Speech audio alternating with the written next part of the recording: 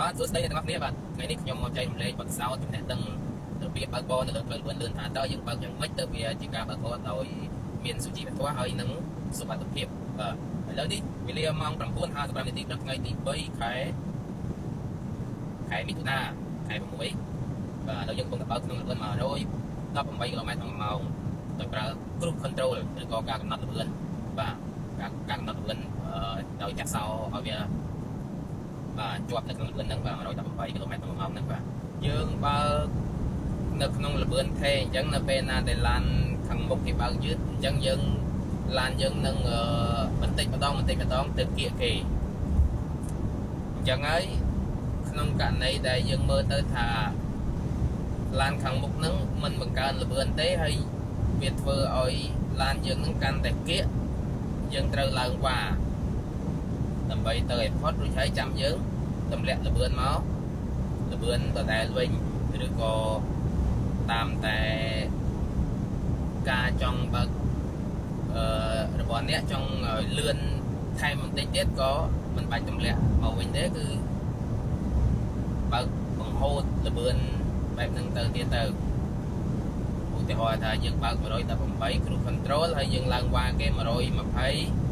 ហើយវ៉ាតែហើយយើងខ្ជិលទម្លាក់មក18វិញក៏បានដែរយើងនៅបើក120ក៏បានតែបើយើងទម្លាក់វិញយ៉ាងណាគឺមិនត្រូវឲ្យក្រោម118ទេព្រោះបើសិនជាក្រោម118ឡានដែលយើងវ៉ារួចហ្នឹងគឺគេនឹងមកតន់យើងវិញហើយអញ្ចឹងវាស្មើនឹងយើងវ៉ាហើយយើងបង្អង់លឿនឲ្យគេរត់តាមក្រោយយើងវិញអញ្ចឹងអានេះយើង118យើងកាន់តែគីហើយអញ្ចឹងយើងឡើងវ៉ាបង្កើនលឿនឡើងវ៉ាក្នុងការវ៉ាត្រូវប្រើពេល10ទៅ15វិនាទីវ៉ាឲ្យដាច់នេះប្រហែលជា5វិនាទីដាច់ហើយ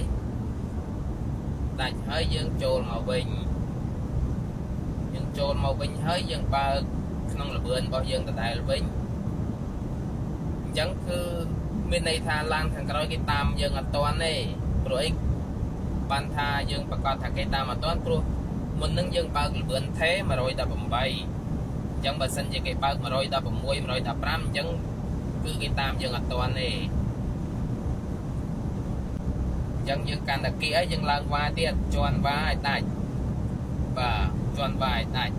ហើយមុននឹងឡើងវ៉ាគឺត្រូវតែច្បាស់ថាខាងក្រោយគឺគ្មានឡានគេមកកំពុងបង្កើនលឿនវ៉ាដែរទេបើគេកំពុងបង្កើនលឿនវ៉ាដែរយើងមិនត្រូវឡើងវ៉ាដាច់ខាតគឺត្រូវតែបន្ថយលឿនរត់តាមពីក្រោយឡានដែលនៅខាងមុខយើងហ្នឹងហើយកុំឡើងវ៉ាដើម្បីរំខានឬក៏បង្អាក់គេដែលកំពុងយកលឿនបង្កើនលឿនឡើងវ៉ាហ្នឹងធ្វើឲ្យគេហ្នឹងវាអកសើអានេះជាសិលធម៌ណាសំខាន់បំផុតនៅក្នុងការបាទប្រើប្រាស់ផ្លូវថ្នល់ដោយសុវត្ថិភាពនិងដោយសិលធម៌ឥឡូវយើងវ៉ាដាច់ហើយយើងចូលមករត់មកក្នុងcruise control យើងវិញ118វិញបាទឲ្យច្បាស់ថាបើយើងរត់118ហើយឡានគេខាងមុខរត់ទៀតជាងយើងចាំយើងវ៉ាបើសិនជាឡានគេខាងមុខនោះមិនបានរំខានយើងទេគឺគេរត់លឿនថេស្មើយើងដែរទេគឺយើងរត់ពីក្រោយគេទៅកុំឡើងវ៉ាយើងច្បាស់ថាគេរត់យឺតជាងយើងចាំយើងវ៉ាហើយបើវ៉ាហើយគឺ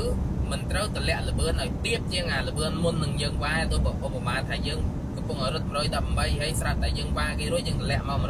115អានឹងគឺជារឿងអសិលធម៌មួយឬគេហៅថាមនុស្សមានសតិខុសប្រក្រតីបង្ករឿងបញ្ហាដូចគេវ៉ាយើងទៅអញ្ចឹងគេរត់គេច្បាស់ថាគេរត់លឿនជាងយើងហើយបើគេវ៉ាយើងទៅហ្នឹងគេវ៉ាយើងទៅឃើញទេលឿនគេមាននេះហ៎លឿនគេមានធ្វើ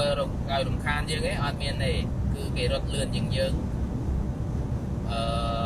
ចន្លោះពី5ទៅ10 km ក្នុង1ម៉ោងមានន័យថាបើយើងរត់118គេរត់125ទៅ128ឥឡូវយើងមកនិយាយមួយទៀតរឿងដែលយើង គេវ៉ារួចយើងតាមគេនឹងតែតាមគេនឹងអាហ្នឹងក៏ជារឿងមួយដែលបង្ករឿងដែរខុសសិលធម៌ដែរតាមគេនឹងចង់មានន័យថាម៉េចហើយពេលគេកំពុងបង្កើនលឿនឡើងវ៉ាយើងនឹងហើយយើងជន់ថែមនឹងអាហ្នឹងចង់មានន័យថាម៉េចយើងនឹងវាគិតអីយើងវាមានតែរឿងមួយទេគឺយើងចង់បង្ករឿងបើយើងគិតពីសិលធម៌សុវត្ថិភាពយើងអត់អាចទៅធ្វើរឿងនឹងរួចទេព្រោះវាប៉ះពាល់អារម្មណ៍គេកំពុងបង្កើនលឿនដូចយើងកំពុងបង្កើនលឿនអញ្ចឹងឧបមាថាគេខាងតាមដៃយើងនេះគេជន់ថែមធ្វើឲ្យយើងនឹងមានអារម្មណ៍ថាវ៉ាមិនងាយដាច់ហើយវាប្រឈមមុខគ្រោះថ្នាក់ដល់ពេលដែលគេជន់ថែមយើងកាន់តែត្រូវបង្កើនលឿនថែមទៅទៀតដើម្បីឲ្យដាច់ព្រោះគ្មានតែគេឡើងវ៉ាហើយស្រាប់តែ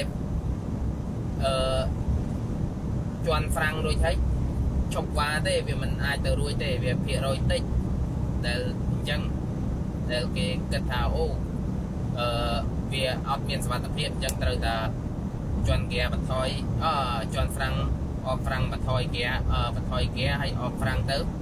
ដើម្បីតម្លាក់លឿនដើម្បីចូលមកកន្លងធម្មតាវិញព្រោះកាលណាតែយើងឡើងកន្លងវ៉ាហើយគឺត្រូវវ៉ាឲ្យដាច់អញ្ចឹងនៅពេលដែលគេកំពុងប្រឹងវ៉ាហើយឯងតែជន់ថែមហ្នឹងគឺគេត្រូវការជន់ថែមទៀតហើយព្រោះគេនៅក្នុងកន្លងវ៉ាក្នុងករណីមានឡានមកពីក្រោយគេគឺឡានខាងក្រោយគេហ្នឹងគឺរុញគូគេរហូតអញ្ចឹងគេត្រូវតែប្រឹងថែមទៀតហើយអញ្ចឹងហេតុអីបានយើងមានហេតុផលអីត្រូវជន់ថែមនៅពេលដែលគេកំពុងឡើងវ៉ាវាជារឿងអសិលធម៌មួយណាអាហ្នឹងហើយឥឡូវយើងចូលមកកន្លែងមេរៀនយើងវិញនៅពេលណាដែលយើងបើកឡើងវ៉ាអញ្ចឹងយើងត្រូវប្រកាសថាឡានខាងមុខហ្នឹងគេនឹងមិនឡើងវ៉ាឡានមួយទៀតនៅខាងមុខយើងទេយើងត្រូវប្រកាសយើងត្រូវច្បាស់ថាគេមើលឃើញយើងបើសិនជាយើងមិនច្បាស់ថាគេមើលឃើញយើងឬអត់ហើយយើងឡើងវ៉ាទៅគេងាកវ៉ាគេងាកចេញមកព្រោះដើម្បីឡើងវ៉ាឡានខាងមុខគេមួយទៀតនោះយើងទៅដល់ល្មមអញ្ចឹងយើងមើលអាដែងចលនារបស់គេនឹងថាតើគេរត់របៀបម៉េចឡាននឹងគេរត់របៀបម៉េចរត់មើលទៅទំនងដូចជាចង់ឡើងវ៉ាឬក៏គេរក្សាការបញ្ជាយានរបស់គេនឹងការគ្រប់គ្រងបញ្ជាយានរបស់គេនឹងគឺគេមិនមានចេតនាចង់វ៉ាទេគឺគេនៅតែរក្សានៅរត់នៅក្នុងកន្លងគេហើយរក្សាលឿនដដែលមើលឡាននេះគឺរក្សារបៀបនេះគឺគេហៅថារក្សាលឿនទេហើយរត់នៅក្នុងកន្លងខ្លួនឯងអត់មានត្រូវតាណាអញ្ចឹងយើងឡើងវ៉ាដឹងឲ្យបានសុវត្ថិភាព 100% ហើយអញ្ចឹងយើងត្រូវច្បាស់ថាគេមើលឃើញយើងឬក៏គេមើលមិនឃើញយើងក៏ដោយប៉ុន្តែគេមិនមានចេតនាចង់ដូរកន្លងដូរអីតាណាគឺគេរត់លឿនទេហើយនៅក្នុងកន្លងរបស់គេអញ្ចឹងការបើកបររបៀបហ្នឹងអ្នកបើកបររបៀបហ្នឹងគឺគេអត់ខ្វល់ថាអ្នកណាចង់វ៉ាចង់អីមិនបីទៅគេរត់តែរបស់គេទេគេអត់មានត្រូវការដូរកន្លងតាណាបដិបដាគេរត់តែលឿនទេក្នុងកន្លងរបស់គេយើងអាចរត់អញ្ចឹងបានដោយមិនបាច់មើលក្រោយញឹកញាប់ក៏បានទេយូរមើលម្ដងក៏បានទេព្រោះអី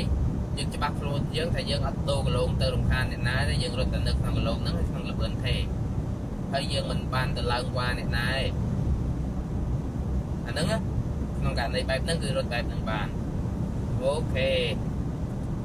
យើងសង្ឃឹមថាអ្នកទាំងអស់គ្នាយល់ហើយយកទៅប្រើប្រាស់ជាជីវភាពប្រចាំថ្ងៃក្នុងការប្រើប្រាស់ផ្លូវថ្នល់ដើម្បីប្រកបមុខរបររកស៊ីបាទឲ្យមានសុវត្ថិភាពនិងជាការចែកម្លែកនៅសិលធម៌បើកបរទៅកាន់អ្នកដទៃមិនបំពានអ្នកដទៃបាទកាលណាយើងបើកបរដោយសុវត្ថិភាពទៅវាចំណេញពេលវេលាវាចំណេញប្រកាសពីការដែលយើង